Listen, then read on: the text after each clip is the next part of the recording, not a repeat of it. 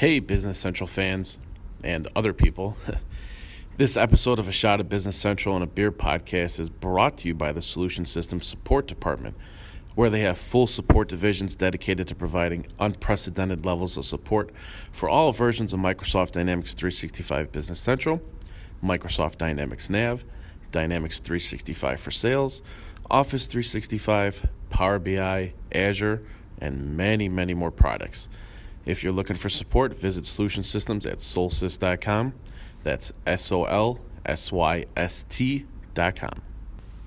In today's podcast, we've got some breaking news regarding the October 2019 release of Business Central that we want to talk about, and we're going to be reviewing some Leinenkugel beer. Also, our listenership is growing, and as you know, we're working hard to continually improve upon this podcast. So this week, we're going to introduce a content section in the beginning of each podcast. In the content section, we'll tell you the name and exact time that each section is going to start. This way, you can save some time by only listening to what you want to listen to.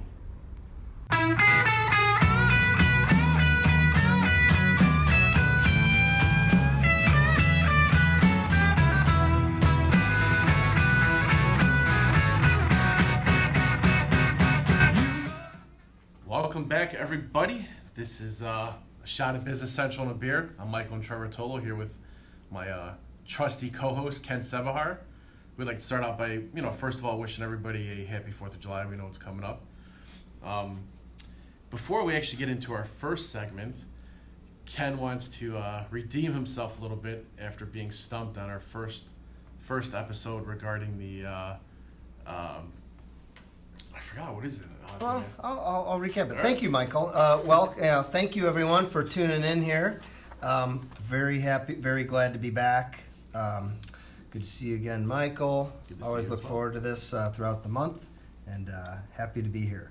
So, during our first episode, we were discussing the question was, hey, Ken, what about this? Let's say there's a customer, they're running Business Central, and they make a mistake in their data. They corrupt their data. They run a process or do something that really screws up their data. Yeah. Can they roll back or revert to a backup? Can they undo that? Yeah. And, on the spot, I was not 100% sure. I know for a fact that Microsoft is backing up the data and there's redundancy and all this type of stuff. But to the question of, can I call them up and say, hey, we messed up bad. Yeah. Can we roll back? Right. How easily is it accessible to get a rollback data? Yeah, and so we followed up with Microsoft. And what we found was that, yes, under exceptional cases, Microsoft does have the ability to revert back a Business Central database to a previous backup point. That backup point may have been the previous night. Perhaps it was an intraday backup if a backup was available during the day. But the point is, it's not a willy-nilly thing. Oops, I accidentally posted an invoice wrong. Let's roll this back, right? Right. It has to be some sort of major issue or whatnot. Right. So, before we got distracted with new business and started drinking, I wanted to make sure, and I appreciate you calling this out from the very start, to make sure that we address that.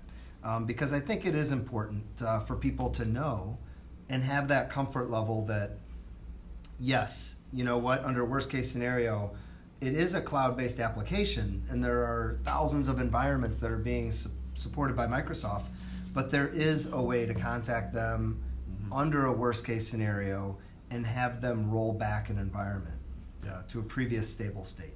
Right. Now I would imagine it might be easy on their end. I don't know. We fortunately have not had to do it yet, right? Right. Yep. So, yep. Yeah. If you're listening, you could be the first one. Yep. Yeah, and we don't know. And the other thing too, and we're gonna talk a little bit more about this later. But while we're talking about this access to data, ability to roll back a database, one of the new upcoming capabilities that will be available for Business Central customers and users is to request a backup copy of their database from Microsoft. So Which is this is the huge. full SQL database backup of their Business Central environment. If they would be able to restore that into a local environment. Do you know if they'll be able to restore it, or if us as the partner will be able to restore it? Either or. Technically, they could do it themselves. Yeah. Will most customers have the technical expertise to do it? Probably not. You'd probably need to rely on your partner to get that done for you. But that capability is also available. So, and I'm not sure that there are a lot of cloud applications out there that offer that, where you can say, I'd like a full backup of my entire ERP solution database. Yeah, I have not heard of so one. I can restore that into local files. Right. Yeah, I have not heard of one cloud application that allows you to do that. So cheers to Microsoft for being the first. Yeah. And like you said, we'll get more into the database backup later when we talk about Business Central features and whatnot. Yep. So let's segue into our true first segment, which is the beer segment, which could be somebody's most people's favorites, or it might not be. We don't know too much. Right. But today, well, let's in that before we get to that though, let's talk about. So we are taking user feedback.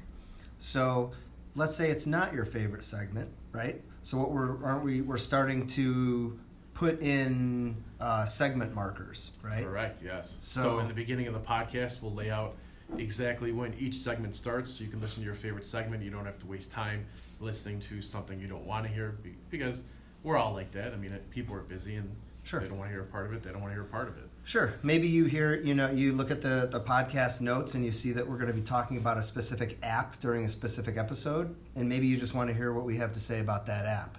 So you could mark that, this is at minute number 26. Yep. And move to that section of the podcast if you want. Of course, we want you to listen to the whole We don't thing. recommend that. but- Yeah, you'd be missing out on the whole big picture. Yeah.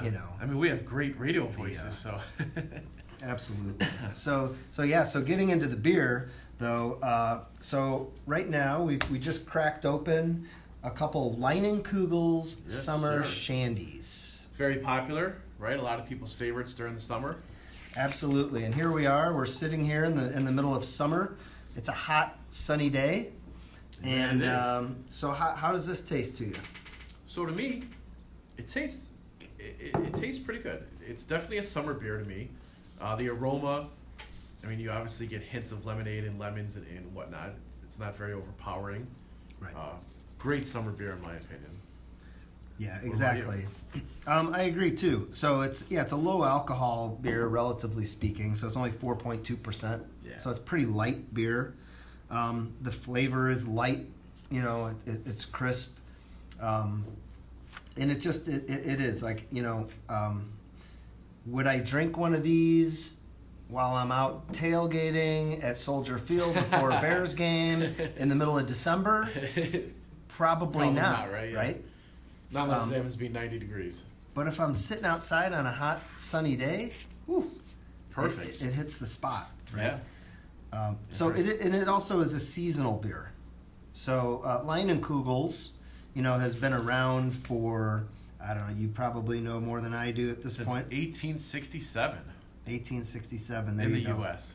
So started located in Wisconsin, Chippewa Falls, Wisconsin. Yep. So they've been around for a long time, and part of the reason that I wanted to also do this, it's good beer, but is because I wanted to dive down and talk about shandies Oh, a little bit. nice. So What is a shandy? So what is a shandy? A shandy really is basically just beer mixed with a soda. Yeah. Usually now, it originally was like a ginger ale. Yeah. So they would mix beer and ginger ale. And the original term for that was a shandygaff. Oh, is it? So shandy is short for shandygaff, is what they first started calling it in the 1800s in Really? England. I've actually had beer mixed with ginger ale. Yeah. Not too big of a fan, but Yeah. So in the 1800s in England is where they first started doing this. And it originally started with ginger ale. Now, obviously, Leinenkugel Summer Shandy is lemonade. yeah. So then the next big movement from after ginger ale was like a lemonade in Germany, where they started mixing kind of, I guess they call it like lemon flavored soda, really. So it's a carbonated soda. It's like a pop or soda that's mixed with the beer. And originally it sounded like it would almost be like a 50-50 mix. Oh, really? And I read one thing that said that, part of, according to the German beer laws, I think it was, that by diluting it, by mixing it a 50-50 beer to lemonade, it fell below the legal alcohol content to be classified as a beer. So more people could drink it? So more people could drink it, right. So that was, I think, I don't know, I'm not sure if that was an intended consequence or unintended consequence. But either way, so that's really what a shandy is. And then that percentage, the mix of the beer and the soda or flavorings is kind of suit to taste. Right. So I actually have a little tidbit here. It says the shandy was first introduced by Franz Kugler. I hope I'm saying that right. After a bicycle race in Munich in 1922, his tavern was overrun with thirsty cyclists, so he cut his beer with lemonade and soda so they wouldn't run out. So kind of like we were discussing earlier, they're kind of rationing out. There you go. Beer. Yeah. More people want to buy beer. Right. Let's make it last longer. Let's throw some lemonade in there. My guess earlier was maybe it first started during Prohibition, but right. Yeah. Sounds like even before that. Yeah. And it is a seasonal beer, so it is only available March through August. So you're not going to find it. And I think it's available in all 50 states now. I think I might have read that. I would think so. So we talked about how long Leinenkugels has been around, but I think it's in the 1980s that they were purchased by Miller Brewing. Yeah. So they've got now the power of the big boys distribution, behind them to reach the biggest audience. What I found interesting was currently, Leinenkugels has been run by 6 generations of Leinenkugels, but the beer did not enter the Chicago market until the 4th generation of Leinenkugels. I was not able to find a date on what year that exactly was. So pretty much local, pretty much a local Wisconsin area beer for a long time. Yep. So we also happen to have here, and I'm not sure, maybe we'll dip into these in a little bit, but we also have here an orange shandy as well, which is just a slight, the summer shandy is lemon. Yeah. We have an orange shandy here too. I'd probably say it's. I'm thinking I'm probably going to finish this one by the end of the podcast. Yeah, so I'll probably be talking about the orange in a later segment here, and maybe comparing the two. I think I might dip into the cherry blonde lager next, since I have not had that before. There you go. If I had to guess, their orange shandy is probably their second most popular summer beer behind the summer shandy, I would assume. I would guess. Yeah, I think that's a good guess. So we're gonna enjoy these nice cold beers here. But per our colleague Mark Hike, sorry about that. He wants to have us establish some guidelines on what is a craft beer. So some listener requests or feedback. So what's his request here? What is a craft beer to us? What is a craft beer? Yeah. Well, I think we should clarify though. Sorry that we don't just do craft beers on the show. It's we can do any beer. Sure. Right. We'll review any beer. Yeah. It's a shot of Business Central. Yeah. And a beer. Correct. Yeah. So I think we're definitely going to talk about craft beers mostly and different types of beer. Yeah. So I think that this one certainly falls. Discussing what a shandy beer. What's a shandy. So it happens to be summer and tastes good right now. So. I think I don't know. I don't know if there's an official definition for it. I don't know one. I mean, I think there are large craft breweries and small craft brewers. Like Goose Island, is probably technically a craft brewer. Yeah. But whereas like the big traditional domestic beers, like Miller, Coors, Bud, I would say those are not craft. Those are mass produced beers, right? Designed to appeal to the widest audience, right? Yeah. So that's what I think makes Miller Lite great. For example, is that Miller Lite has a great balanced flavor. It's not too much in any direction, right? I get you. Yeah, so it appeals to the masses. What you're saying? Yeah. So See, I kind of think a craft beer also has to have some sort of flavor to it. It can't just be your standard. So to me, Leinenkugel has a canoe paddler here. Mm-hmm. From my understanding, it's just basically a light beer. To me, it's not really a craft beer then. You know what I mean? Right. But to others, it might be. I think it has to have some sort of flavor. Sure. It has to have some sort of different characteristic. Yeah, and I think probably for each person, whatever they consider a craft beer, probably there's some gray area there. I think though, a lot of it is, like I said, is it mass produced? Is it designed to target a wide audience, or is it specific? It has like this, right? A lemon flavoring to it. Yes. Or it's been aged in bourbon barrels, right? Those are very specific flavors, right? Or a pumpkin spice beer, right? That's not designed for everyone. No, not at all. But they're taking chances, and seeing what's out there. All right. So that about sums it up for our first segment, I'd say, right? Unless you got anything else to add? The only thing is, do we want to rate the Sour Shandy? Let's give it a rating. So we're rating it based on all beers, not just craft beers. So what I decided is my overall rating is a gauge of my personal overall satisfaction with drinking this beer. Right. Okay. So I'm going to give this a 90. Oh, you're giving it higher than I am. I would give it probably. Oh, it's tough, right? Because in wintertime, it's going to be a lower rating than what it is now. Mm-hmm. So I'm going to have to go with about 84. I'll give it 84.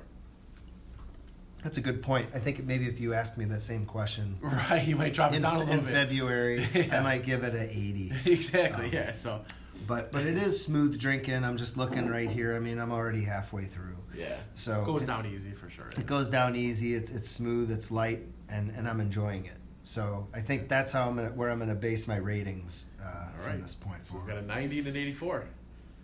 That wraps up segment 1. All right. Next, we're gonna hit you up with a shot of Business Central.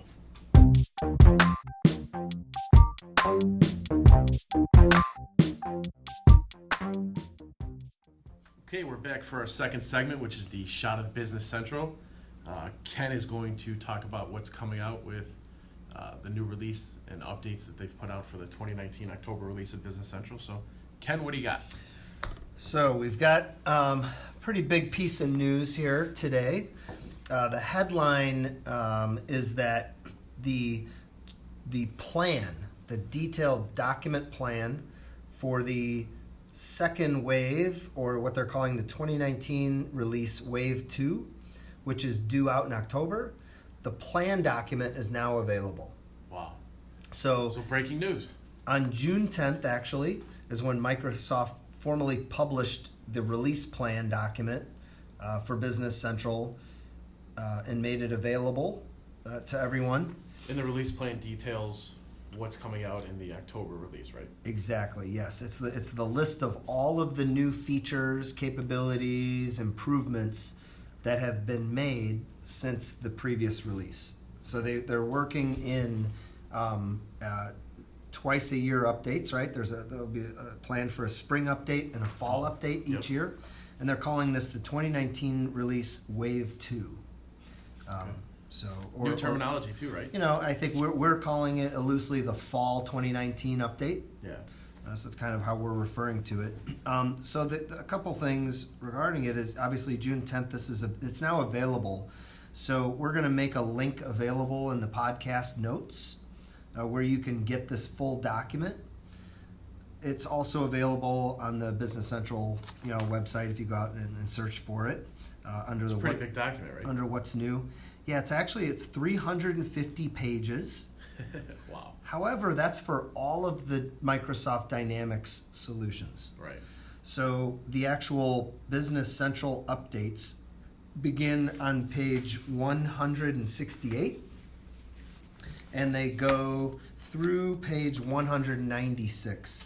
So you've got close to 28 or 30 pages of updates that specifically talk about what's upcoming in the next release of Business Central.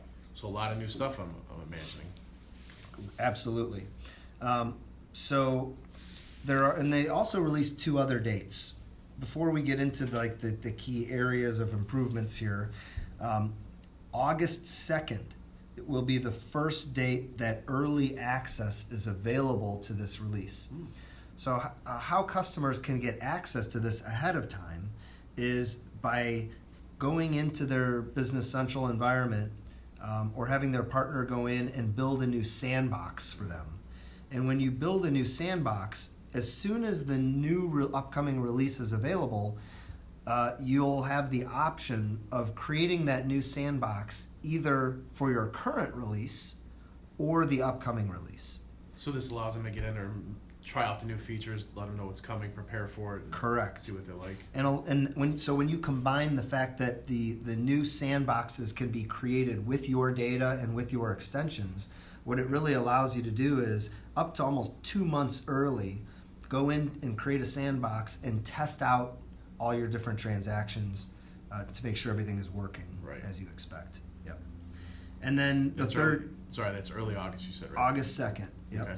And then starting on August 2nd. So, I'm not sure if that means every single tenant is going to be able to go in on August 2nd and add their preview for their upcoming release on that date. Right. But that's when they're going to start rolling those out. So you may or may not be able to. Yeah, usually what they're saying is that you'll have at least 30 days to preview that upcoming release in your sandbox. And then the third date is October 1st, and that's the general availability date. Okay. And again, what that means is that starting on October 1st, that's the date they're going to start rolling out these changes across all the Business Central environments. Right, and most of them are going to happen within the first month, I'd say. Yeah. But some are probably planned a little bit longer. Correct. Usually it's the first 30 days, and again, you'll get an email notification when your upgrade is scheduled, and there's some flexibility there if you want to delay it. Mm-hmm. But ultimately, you have to do it. Yep. I think there's some pillars you want to talk about, right? Yeah. So what they within this document, and everyone will have access to it and can go through and read it. I just wanted to kind of touch on the fact that they're defining these key development pillars or areas of focus as they release new versions of the software. So the first is a focus on the service. Okay. Right? So this is a cloud-based application. Everyone expects it to be reliable, to perform well. So they've done a lot of improvements kind of under the hood, so to speak, that relate to performance, reliability, supportability, and security. So a lot of these things, these may be things that people don't see, but it makes it hum. Yeah. So it's, your security updates and things like that. Just when when your computer has to have an update, same thing. Right. The second one is the modern client. So making improvements to the user interface, making it quick and easy to use for people.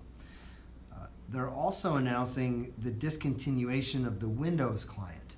So if you are a Business Central on-premise customer who currently has access to the Windows client, that is being discontinued with the fall 2019 release. Because the Windows client still mimics 2018 nav? Correct. Okay. Yep. So if you're using, it used to be called the role-tailored client years ago, and then it became the Windows client. Right. And now they're discontinuing that Windows client. So the modern client or app client or browser interface will be the only user interface. Yep. Also modern developer tools. So they're also focusing on improving the developer tools, things that people use to build extensions, whether those are our partners who are developing apps for AppSource, or partners who are developing extensions for their customers, or customers who have internal development resources in-house who are building extensions for their environment. Right, because it's along with the switch from Nav to Business Central, their development environment changed too, right? They've had to start building everything in Visual Studio Code, and it went from, they're not using what's called the AL language, right? Correct, yeah. Yeah, so. Yep. Which makes sense. Make it easier for them too. So this is a big shift, and along those lines, perhaps one of a significant announcement anyway, is that they are discontinuing the classic Seaside NAV development environment. Wow. So all customizations to Business Central will be done through AL using Visual Studio Code. Right. So they have to learn. I'm not too familiar though. It's not really a new language for them, right? It's just different. It's slightly different. What we've heard from people, if you build code using Cal or the native former NAV language, the AL language is similar. There's like a lot of similar characteristics to that environment. The difference is just the user interface. You're using Visual Studio Code, which is all more text-based, whereas the old development environment for NAV and Business Central on-premise was more of a graphical user interface, look and feel to it. So it's still a pretty big change. It's a big change. There will be some adjustments, but it kind of lines up the fact that really all customizations to Business Central now going forward really should be done as extensions. Yeah. Whereas what Visual Studio and AL code is required to do that. So that is the long term. That's the way we're moving with all new projects and clients that we're working on now. Do you foresee in the future them just getting rid of objects completely? As of fall 2019. Completely gone. Completely gone. Client, yeah. Exactly. That's what that means, is that the idea of an object will no longer kind of exist, right? And we'll talk a little bit more when we get into our deep dive. Right. So that's about all I have in terms of the last piece is customer migration tools. So they're focusing on the tools that can be used to migrate existing customers from other dynamic solutions such as NAV, GP, and SL. Because really there's only, 3 now?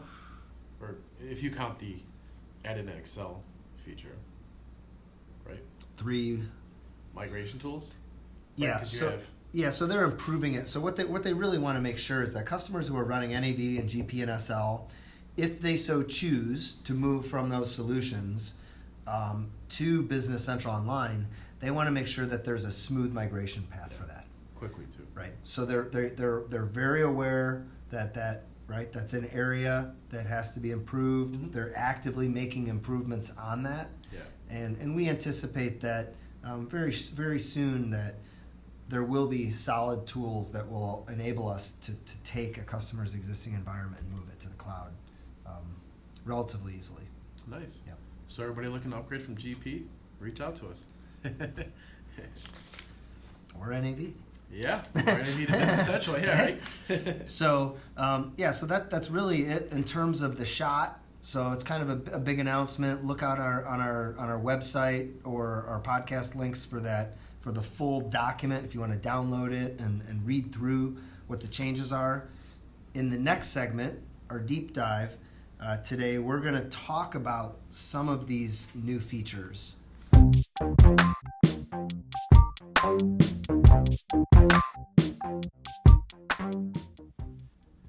right, for our next segment, we're going to talk about 3 of our favorite features that we like.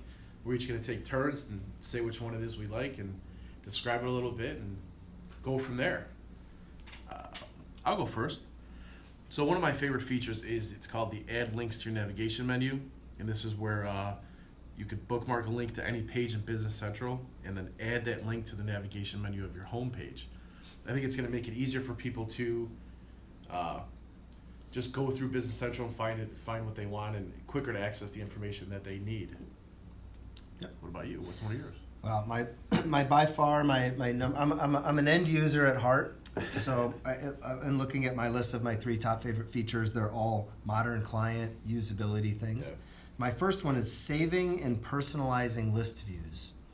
So what that means is, like, for example, you open up a list of customers. By default, you're looking at all customers, right? Mm-hmm. But maybe I'm Ken Sabahar, so I'm only interested in looking at my customers. So what I can do is I can open up the customer list. I can set a filter on salesperson KS, for example, mm-hmm. and then I can save that filtered list and put that on my navigation menu. So now when I want to look at customers, I can either open the customers list, or I can click on this new list that I created and called Ken's customers.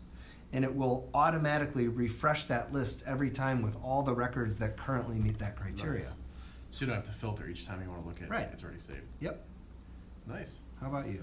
All right, so my second one, and these are in no particular order for me. I don't know if you've ranked yours from one to three or whatnot. That's what I do. It's what you do. So my second favorite one is you can now switch between companies in your business inbox and Outlook. So before you'd have to log out, I believe, of Business Central, switch the company, log back in, log out of Outlook, log back into Outlook, reestablish the connection, and then enter and change the data that you want. Now you can go in, choose which company you want, and enter the data right from Outlook. There you go. So I think makes it easier and quicker. I seem to be about the things that make it quicker. Absolutely. I think we both are. Yeah. Right. You want it to be fast and easy. Right. Yeah. What's your second?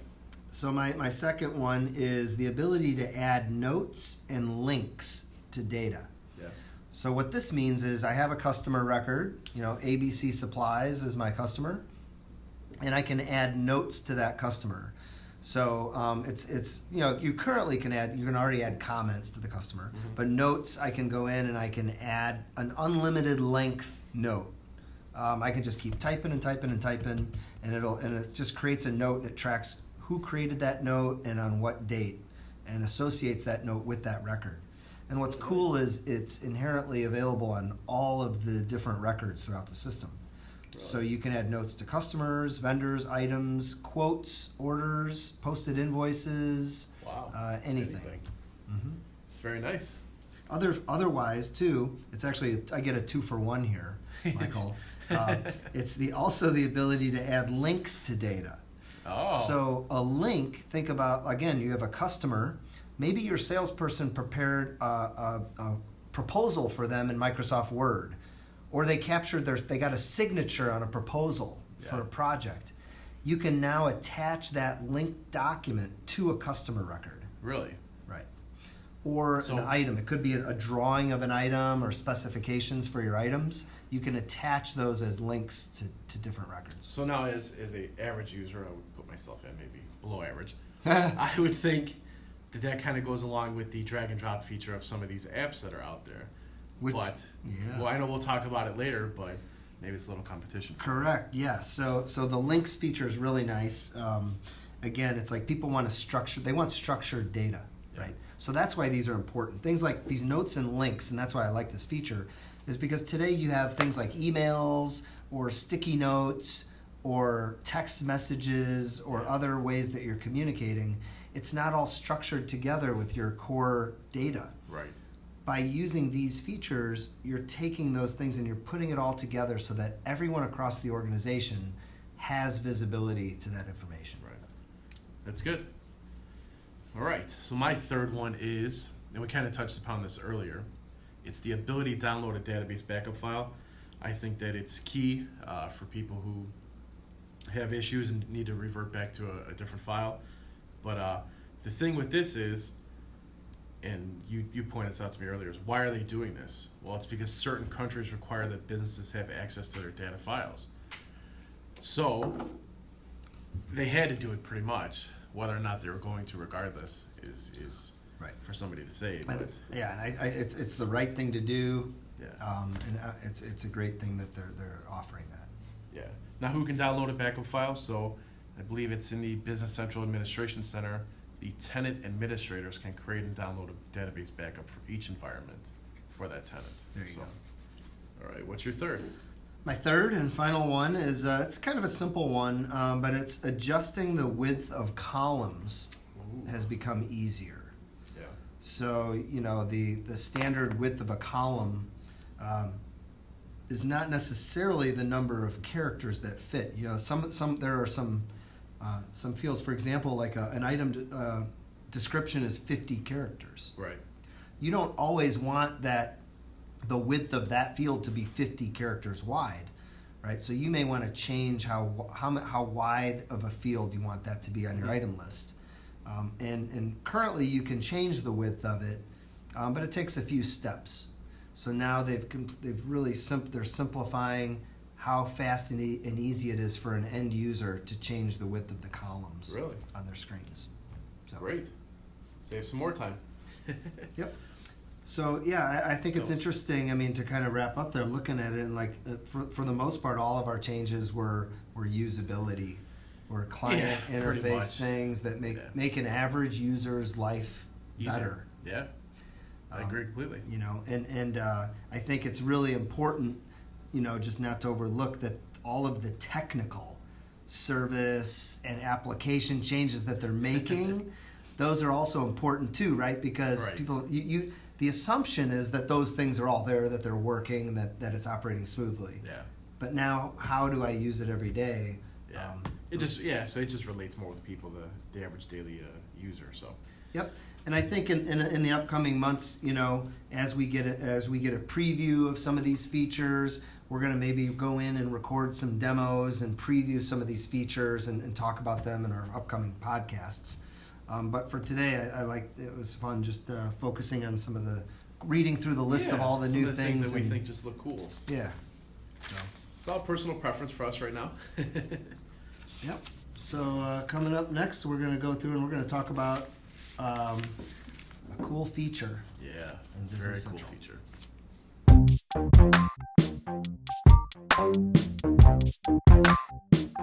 Okay, our next segment is the feature segment.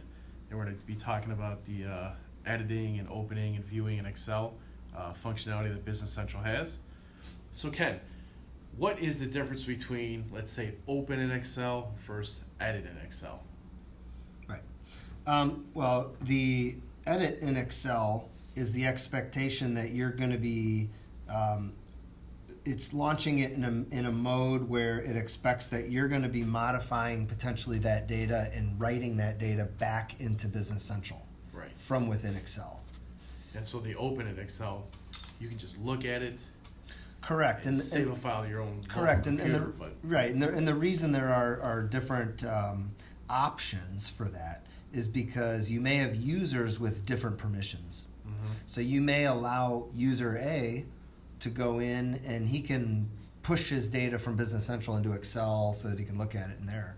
Other users maybe though have the permission to edit in Excel. So what would you say is one of the advantages to being able to edit in Excel as opposed to just editing it in Business Central? Right. Is it the ability to edit more data quickly?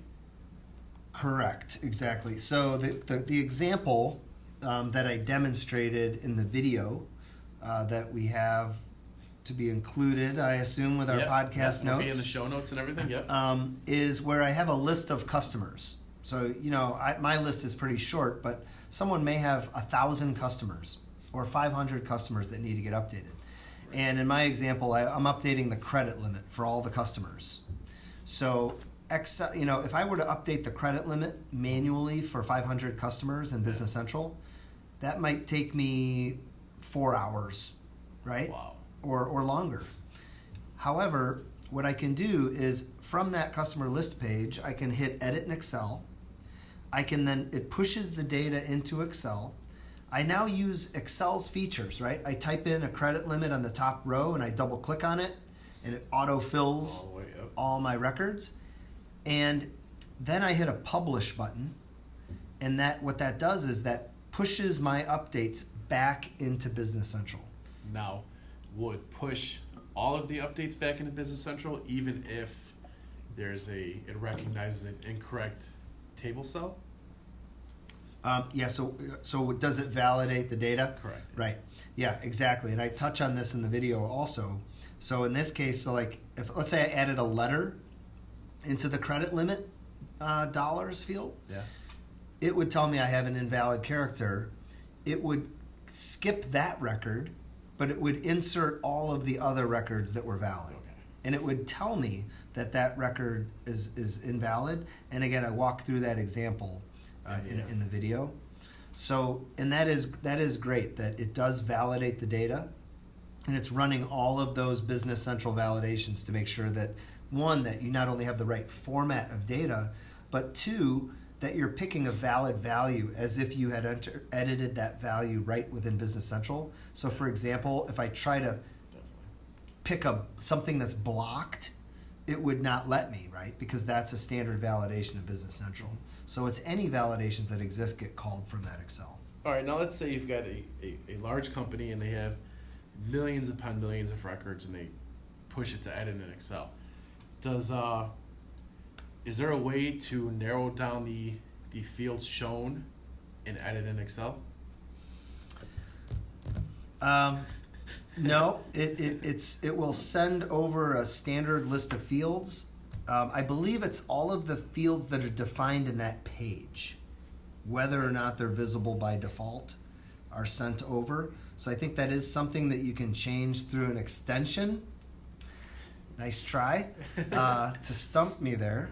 Yep, that was the stump question. That was the stump question. Yeah. So it will. So what you'll see is that you may only be viewing like 8 fields on your customer list. Right. But then when you click on Edit in Excel and it pushes it into Excel, you see like 15 or 20 fields. Mm-hmm. And again, I believe that's because those are the fields that are available by default on that page, whether or not they're visible. Right. You could add more in there through an extension, though. Yeah.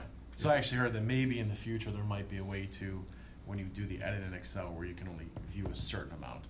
Right. Because now with open in Excel, whatever you have filtered in Business Central, that's what shows on the open in Excel spreadsheet. Whereas the edit shows more everything. fields. Yeah. There you go. I do this because I learned from you. Yeah. I tried. Yep. Now we should note here, just as we wrap up this topic, that one, you can do this from any list page by default, and two, you do need Office 365 to use this feature. Definitely So I don't know the exact version of Office 365. We always recommend that our customers who are using Business Central use Office 365 Business Premium. Yeah. Because that seems to be to provide the users with all of the features that they'll need within Business Central. You should note that if you're not using Office 365 It's not gonna work for Excel, you're not gonna. What will happen is you won't, when you push your data into Excel, you won't see the Office 365 assistant pop up on the right side of your Excel screen, and you need that because that's where you have your publish button. So it authenticates your user ID through your Office 365 So it's basically creating user. a link so you Right. can push it back into. Yeah, it's using your Office 365 authentication, and it's using that integration as the link to send that data Nice. back into Business Central. Real nice. All right. I also let everybody know that I opened up the Cherry Blonde Lager beer, Yeah. and you can definitely smell cherry, but when you compare it to Summer Shandy, it's, in my opinion, it's not as good. Not as It's good. different, yeah. Maybe because I've never had a cherry beer before, but I noticed you opened up the orange shandy. And in our next segment, when we talk about our app, our featured app, I'll give you my feedback on this orange shandy. All right, you heard it first. Next segment is featured app.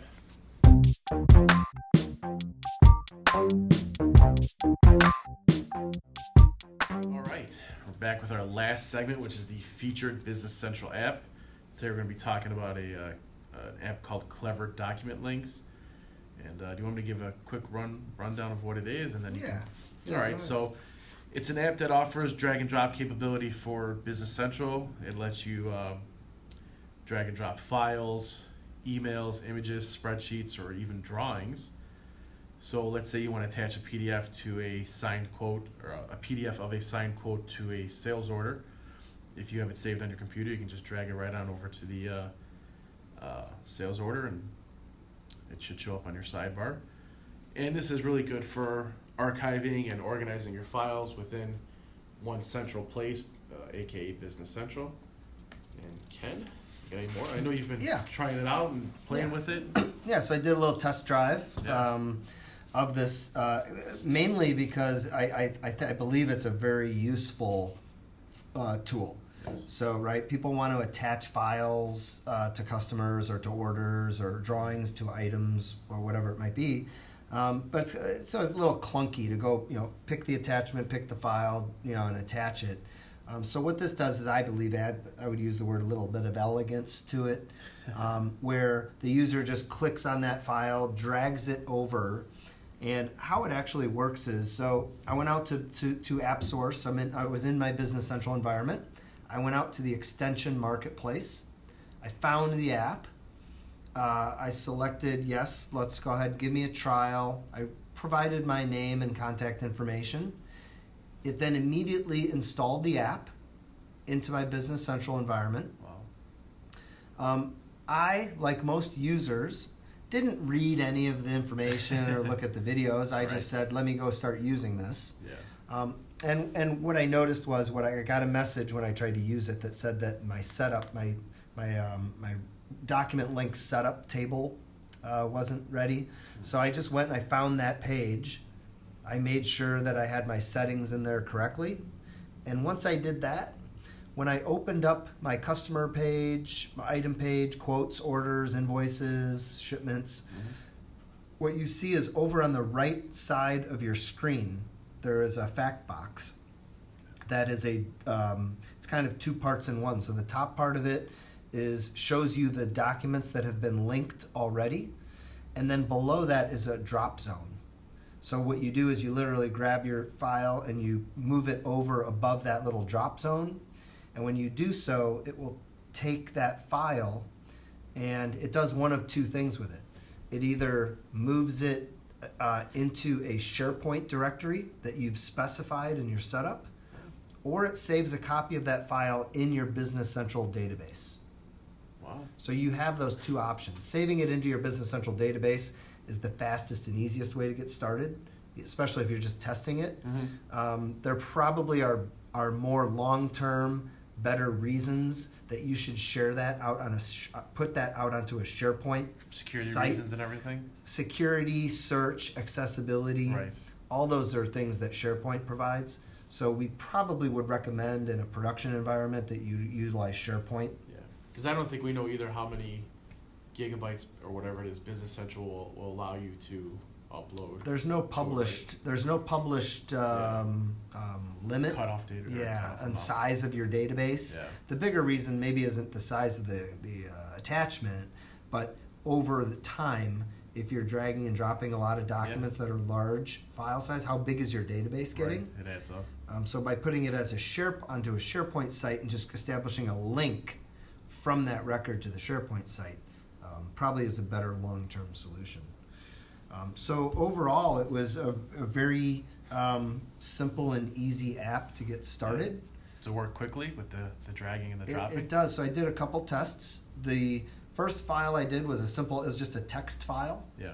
Maybe 4K. So not very large at all. Yeah, small.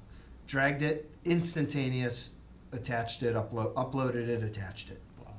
I then took a file that was it was actually the Business Central, it was the Wave 2 update plan document. All 360 350 pages of a PDF, which was about 6.5 meg. Yeah. So bigger file. Right. And that took 15 seconds. Wow. Now that upload, download speed is going to depend on your internet connection, obviously. So we have pretty good internet connection here. So those times of how long that might take might vary depending on what your internet connection is. But still, not too long at all. No, and that's about, most people don't ever email files over 10 meg. Yeah, That's a lot of providers don't even let you do it. Email systems have 10 meg as their limit. So just in terms of, so you have an idea of what that size is, 6.5 meg is a pretty large file. Yeah. But yeah, a nice little app. And what I found was that it was not on that drop zone and the document links fact box was not on every page that I went into. Oh, really? But it was on all the pages that I think a typical user would want to drag and drop and store documents. Interesting. So I thought that was pretty cool.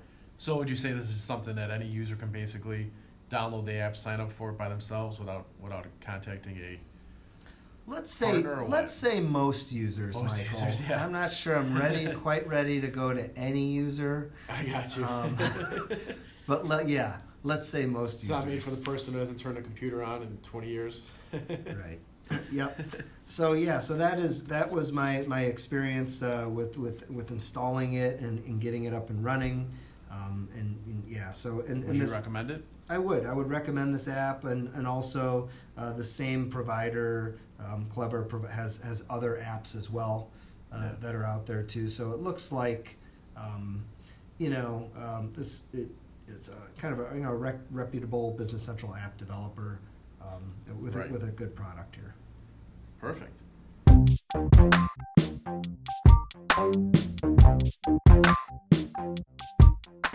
All right. Now that we've run through our segments, I'm interested in hearing what you have to think about your orange shandy beer. Yeah, as promised, my summer shandy did not make it through the podcast. So I decided to pop open here one of these orange shandies.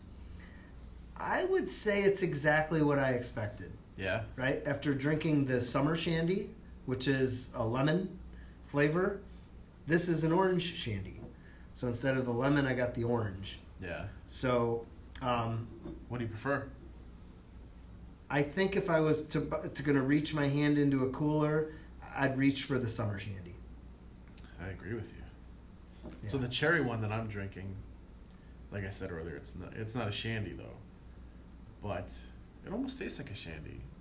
It kind of does. Right. What's the difference really, right? I mean, and really, if I look at the label here, it's a Leinenkugel's orange shandy with natural orange flavor. So, What's your alcohol count on on that the one? orange shandy, 4.2. All right, so mine is 5.2. So yeah, definitely less. You always got to one up me, huh? Yeah, I gotta one up you. Yeah, 1 whole percentage point. Yeah. So the orange shandy it begins with their traditional Weiss beer and throw some natural orange flavor in there. Just in case you were wondering, it mixes well with balsamic chicken salad or coconut shrimp or really? ceviche and sushi or southern style barbecue. Angel food cakes. That's one of these at this pair, Angel Food Cakes. Or Thai-influenced ginger peanut sauces. Mine pairs well with balsamic chicken salad, coconut shrimp, southern style barbecue, and angel cakes.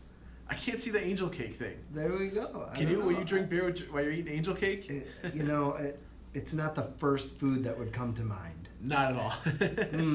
You know what? This summer shandy's great, but I could really go for a slice of angel food cake right now.